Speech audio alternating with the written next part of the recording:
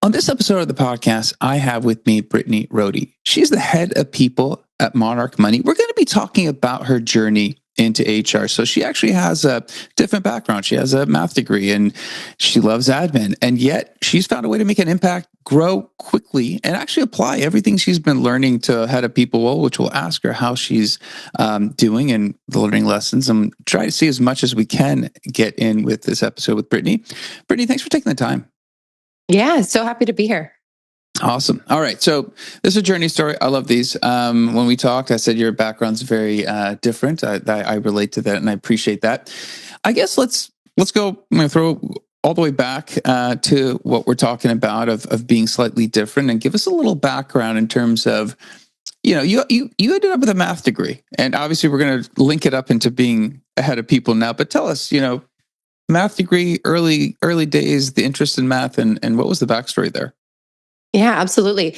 I went to college like many of us, not knowing what I wanted to be when I grew up. And I changed my major probably 3 times. I started out business administration, thought that would be really fun. Realized it wasn't where my passion was. And I ended up switching into teaching, which I also was very passionate about.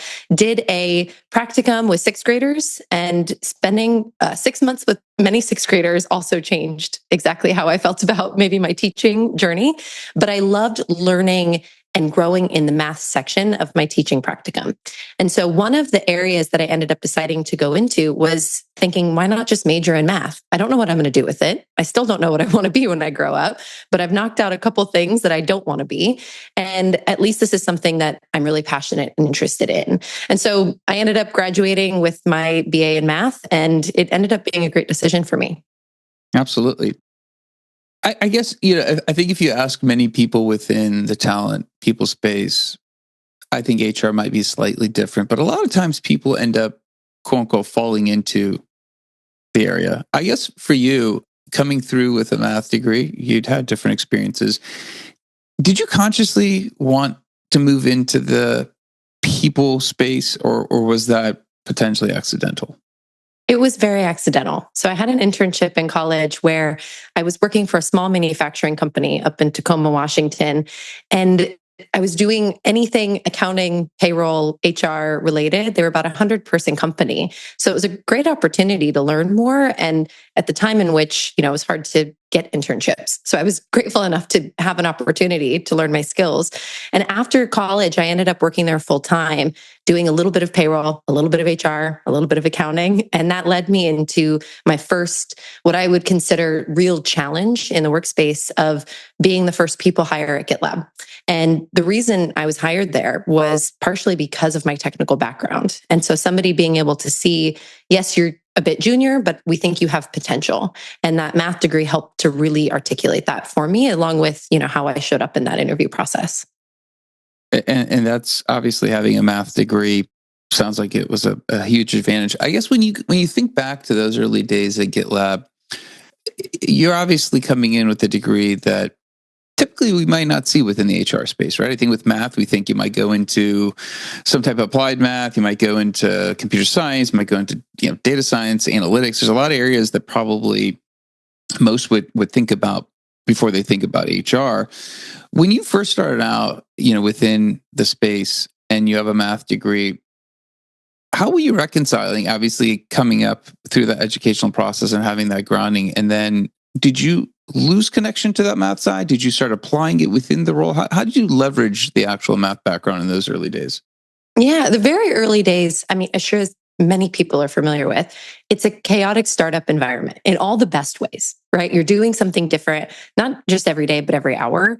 And that was so fun for me, right? To be able to do a little bit of everything, be able to learn about so many pieces of a business, regardless of whether that's HR, finance, whatever it might be, because you have that exposure. And what ended up happening through my time at GitLab was I had that exposure and I raised my hand for opportunities. And some of those opportunities were more technical. For example, I was working with my, manager leader at the time who said, "Hey, we're going to build a global compensation calculator. Does anyone want to help with that?" And I raised my hand and said, "Hey, I'm pretty good at math. I'd love to help with that." And that's how I got into compensation. I didn't realize that would be my niche. I'd go on to get a master's after that in HR with a concentration in comp and benefits, but it was really just having the skills, having the exposure, and being willing to raise my hand to use those skills. I like how you mentioned you raised your hand. I think I mentioned to you, I spoke to somebody who said it's really important in career growth to look to fill a need, take an opportunity. I think a lot of times people want to do that, but they also are worried about the outcome, right? They start overthinking about the outcome. Is it what I want? Will I get something out of it? In your case, when you raised your hand, were you actually thinking about the outcome, or was it I just want an opportunity to move up and let's figure it out afterwards? I've never been driven by title. I've never been driven by outcome. I've always been driven by, is this something that excites me? And is this something that I can learn from? Because if I don't have those two components, I'm not going to show up as my best self. I've worked on certain projects or in certain parts of the industry, regardless of being in HR or just as a general leader, that I'm not as thrilled about, right? That it's not the most fun thing in the world. But through all of my different learnings in my career, the areas where I was the most excited and I leaned in, that ended up having the results of title or of a promotion or of whatever that might look like, because I was showing up as my best self throughout that entirety of whatever the project was or the task we were faced with. You mentioned to me you have a superpower, and I think it obviously aligns very well to the HR space, and I want to dive into that because you said you love the admin work, and obviously coming from a math background through school, I don't know how much admin you got exposed to until maybe internship and then moving into the space. But when did you realize A, you liked admin, and B, it was something you were good at? Yeah, I mean, in every personality test, Enneagram, any of those things, I've always had it show as the top thing as being an achiever. And I relate that to being good at admin. There's something very rewarding about having my list, knocking things off the list, feeling like I'm being really productive, but also feeling like I'm adding value. But as I've grown, both in age and experience and exposure, I want that value to be things that are really meaningful. Early on, when I was doing payroll right out of college, it was being able to have each pay cycle be successful and not have anyone come to my office with an issue.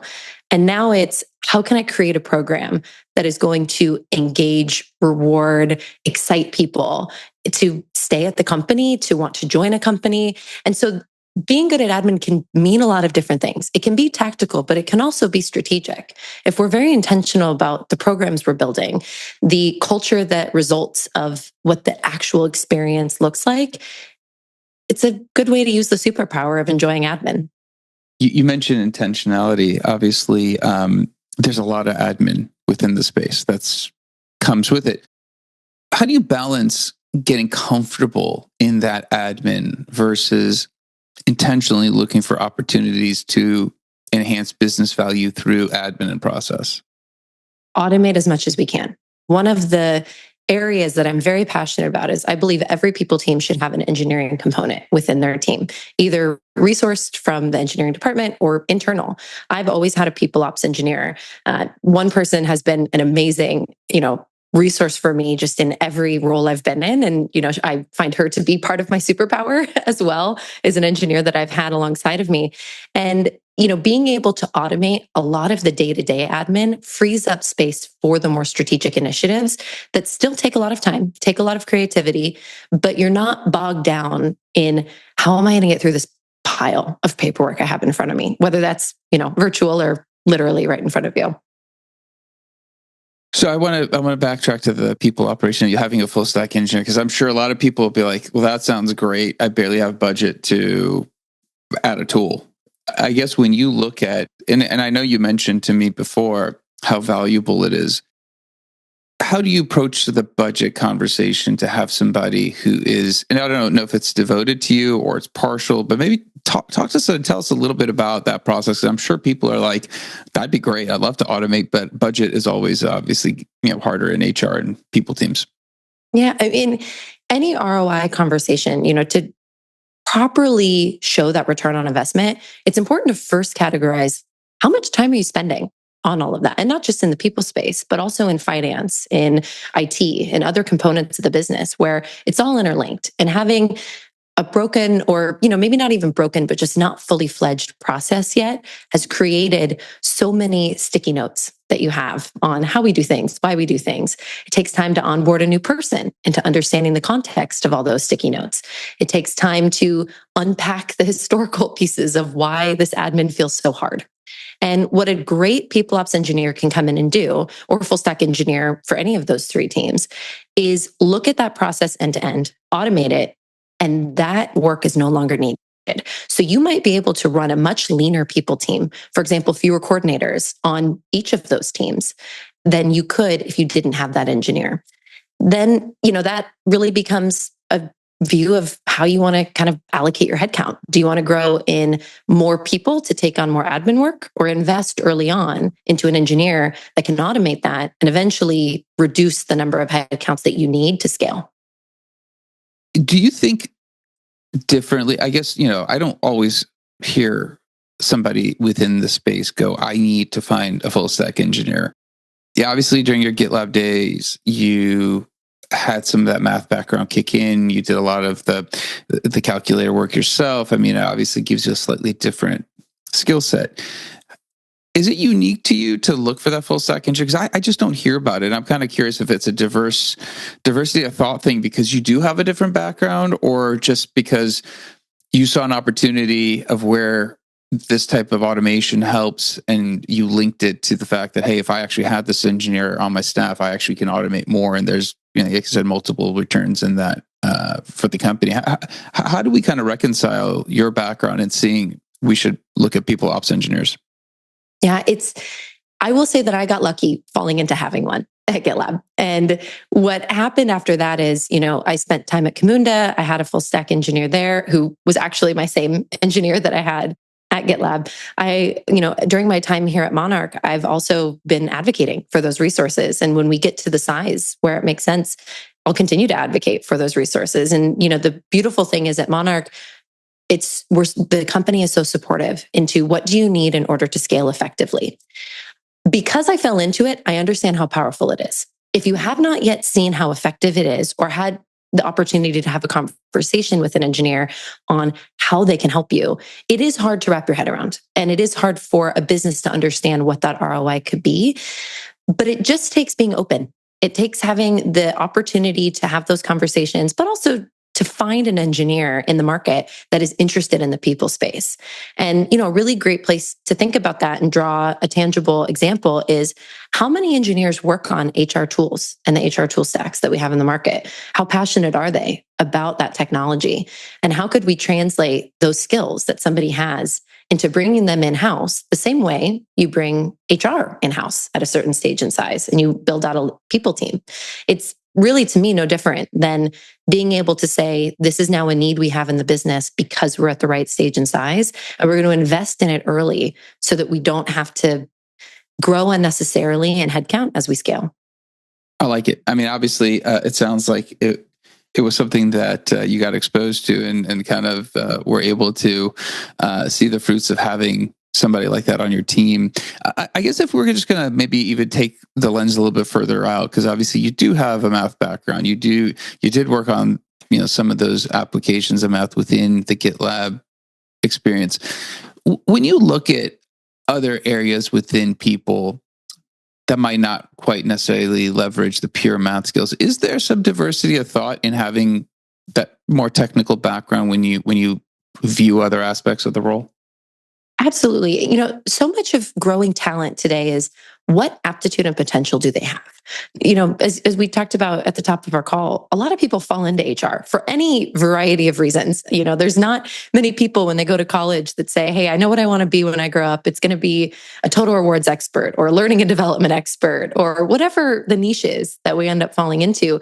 And what's really powerful is being able to say, is this person interested in the work? Do they have the skills that can transfer to it? And how can I take the experience I have to invest in them and grow them?